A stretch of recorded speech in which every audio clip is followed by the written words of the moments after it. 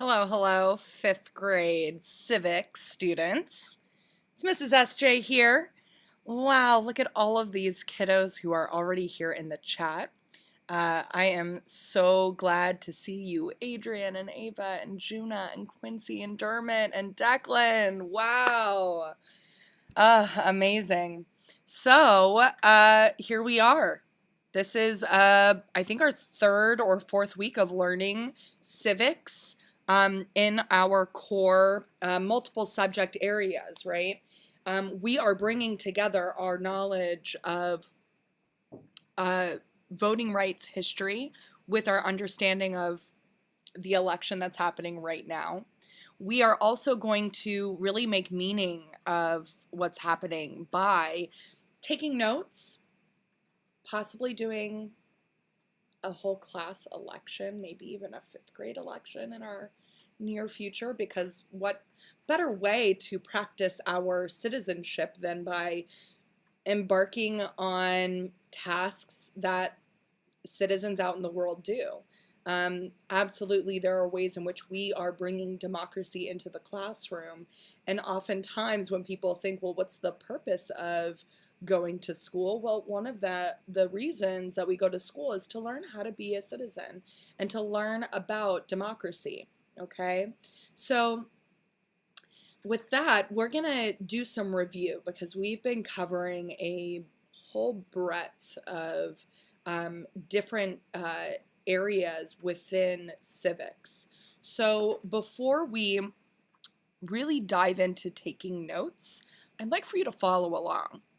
Now, of course, if you find that taking notes is really helpful for you, I will say there are plenty of opportunities for you to pause and take notes written down.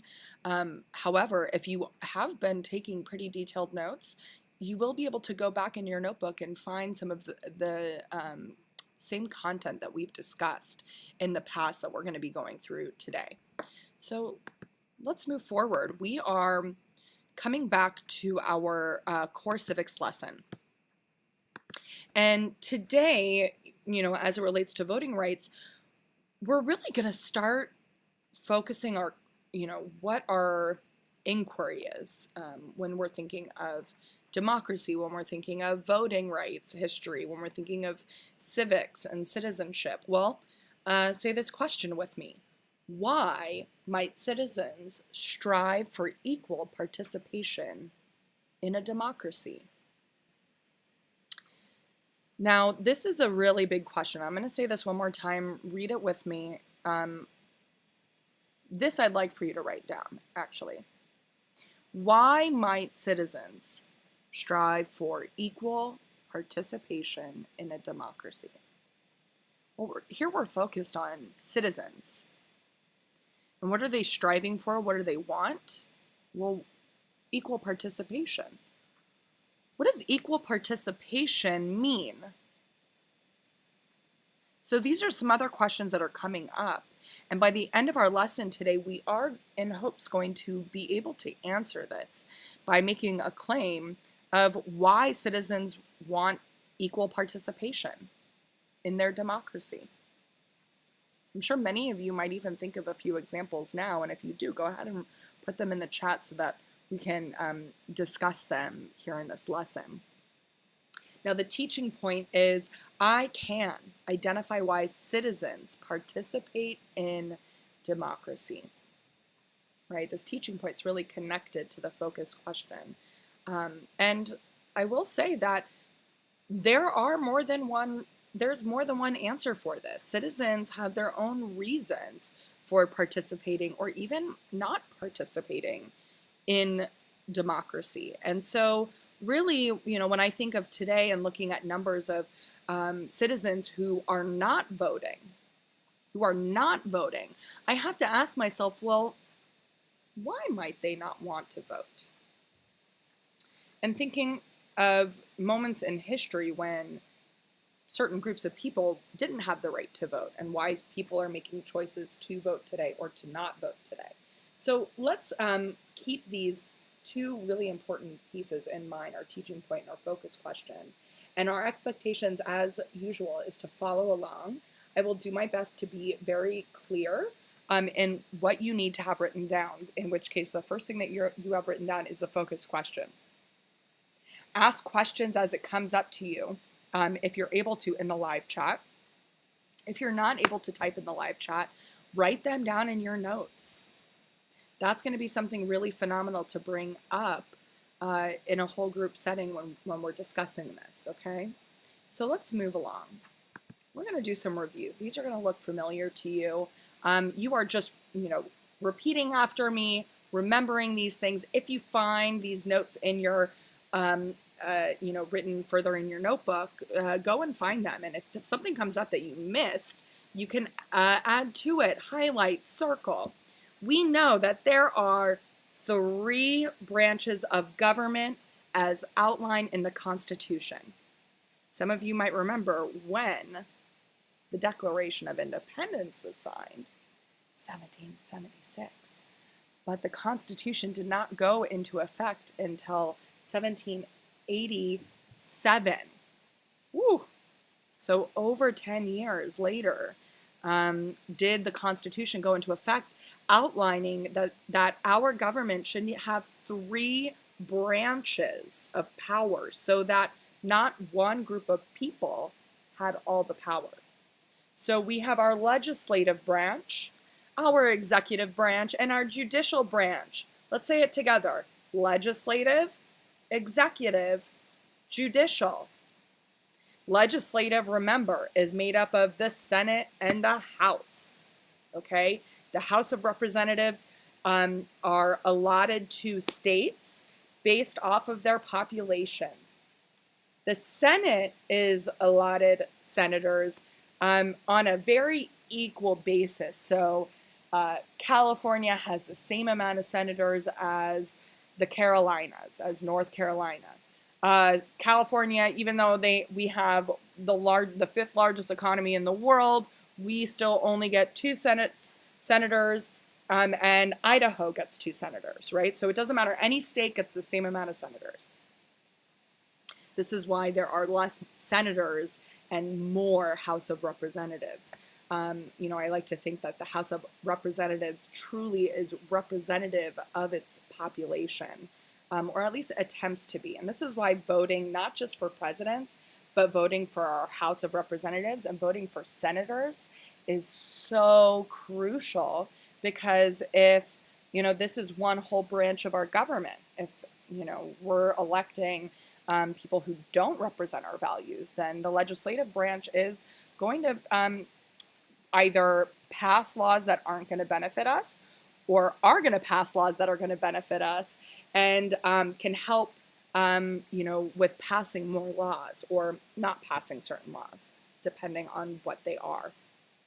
We have our executive branch, and this is big because this is our big election year for a president. Now, as outlined in the Constitution, this was a fairly more recent amendment, is that presidents serve 1 4-year term at a time, and a president cannot serve more than 2 terms. So that means a president can only be president for 8 years total, right? 2 groups of 4, we know that math. Maybe we weren't expecting to do math in core, but hey, check it out. Now the president also is, part of their election, election process is they are, kind of doing some interviewing and partnering and figuring out, well, who's going to be the best vice president candidate, and who do I want as my cabinet, to bring in people who are experts in all the areas that the president might not be an expert in. I always say smart people are smart because they get help from other smart people. And so if you're president, you want to surround yourself by your team, your entire, group of people who have your back and who know who to reach out to for support so that you can get things done the right way. It's really important who presidents select for their cabinet members. And it is worth mentioning that a cabinet member does not have to be of the same political party as the president. This is coming up right now in conversations right now between, you know, Vice President Joe Biden and who he's looking to select for his cabinets. This was also something that came up in the Trump campaign. Trump hasn't, you know, if Trump is reelected, his cabinet will likely be the same, and or he might add other people in. Now, if your cabinet members are quitting, you know, replacing cabinet members is also really important, because if you're not surrounded by a team of experts, then you're not going to be making the most informed decision. So I think cabinet members is also a very important piece of our executive branch. Our third branch is the judicial branch. This is the Supreme Court. We know that our hearings right now are continuing with Amy Coney Barrett. There are still hearings happening, and something that a lot of people are wondering about is if the legislative branch is going to welcome Amy Coney Barrett in or not before the presidential election. So many people, including Justice Ruth Bader Ginsburg, who just passed, said on her as a dying wish of hers that she did not want this to be filled before the election. That our Justice Ginsburg really wanted to make sure that the people decide who gets to bring in a new Supreme Court justice.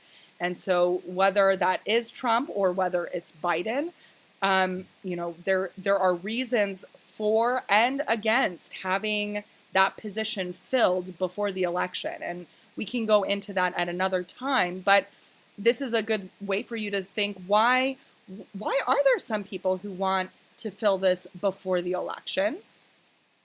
And having those reasons and evidence to support that. And then why would people want to fill it after the election? And giving evidence to support that reasoning as well. So this is one way that you can participate as a scholastic citizen, right? A student, who is a citizen, in thinking, what evidence is there, to support the reason why we might wait or not wait? Okay, and then there are other courts that fall into this as well. Now I'm going to take a look at the chat here because we've been talking quite a bit about this.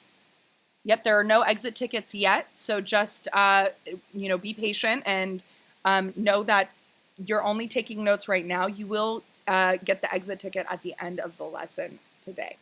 Okay, I'm reading through right now. More people are represented when everyone participates. I really like that comment. I am not sure what Quincy said before. Oh, here we go. When we have equal participation, the outcome reflects what the people of the USA need. I think that these are two really great statements in considering when people exercise their right to vote, their vote is represented. Absolutely. We will go into, thank you, yep, and then it's 11 years after 1776, so it took a little bit of time for the Constitution to come into effect once the Declaration of Independence from Britain was signed, right? So things that are important take time. We know this. We talk about things that are important. Our school, what an important thing to get rebuilt takes time. A little bit more time than we were anticipating, right? But, it was worthy. The wait is worth it. That's for sure. So I'm looking at the time. We're gonna review a few more terms. This one was bulky, and I really wanted to make sure we went over it again so that we could truly understand what each of these pieces are, how we're making connections to what we're hearing in the news, what we're hearing our parents say, what we've been talking about in the classroom, maybe what your friends are talking about. And really, the more you know about this, the more power you have, right? Something that not a lot of teachers or adults talk about is, as students, we have a lot of power.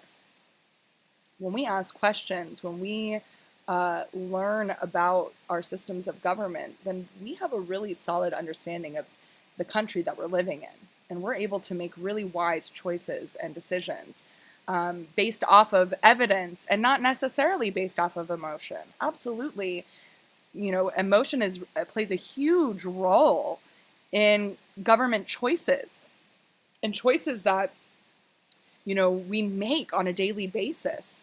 Whether it's with our vote, whether it's the way we protest or don't protest, and other choices as well. Now, talking about choices, citizenship.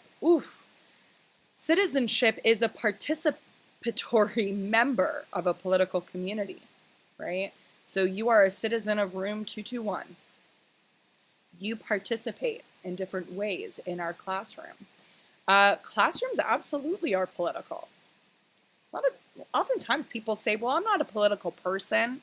And this is something that I hear a lot from different people who say, well, I'm not really into politics. I don't really find politics that interesting.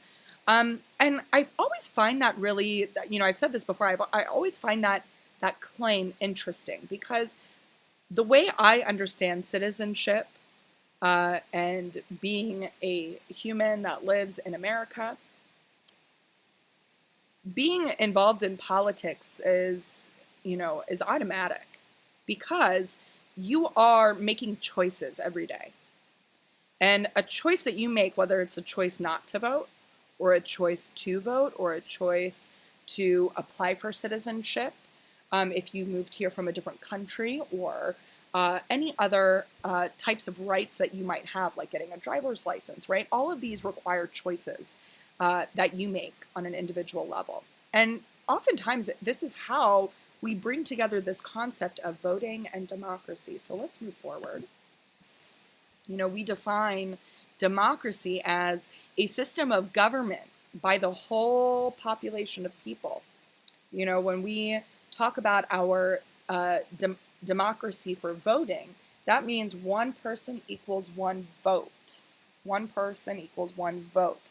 And your vote is to elect representatives, right? Like the Senate and House of Representatives, to represent us, right? Because we can't all take the day off of work and advocate for, on behalf of our community's needs. That's the job of our Congress to do that. And it's a very exciting thing to get to think, wow, I have the power to represent different people. Well, let me frame this. It's not power, it's being a servant of the people. Any person who works for the government is working for the people. This is something that oftentimes politicians lose sight of these days, is that, yes, power is important. Power helps us make choices that dictate our lives. However, when you are in a position of power within the government, you are a servant of the people. I was just talking about this with my husband last night. We had a very interesting conversation where we have to realize that if you are in this position of power as a teacher, as Congress, as House of Representatives, we are servants of the people. I'm here to serve my students and my community. Of course, I'm in a position of power, but that doesn't mean that we're not in a democracy. So, to wrap up, I want us to, circle back to this question of why might citizens strive for equal participation in democracy? Why might citizens strive for equal participation in a democracy? So, wrapping up, after Makerspace, okay, you'll check and there will be an exit ticket to answer this question in about 2 to 5 sentences. Okay, and I will offer sentence strips, sentence starters and frames for those who need it. Thank you so much for coming today. Very proud of you guys. Have a great time in Makerspace. And remember, if you're in writing group A, I will see you at 2 o'clock. If you're not in writing group A but need a little bit of support,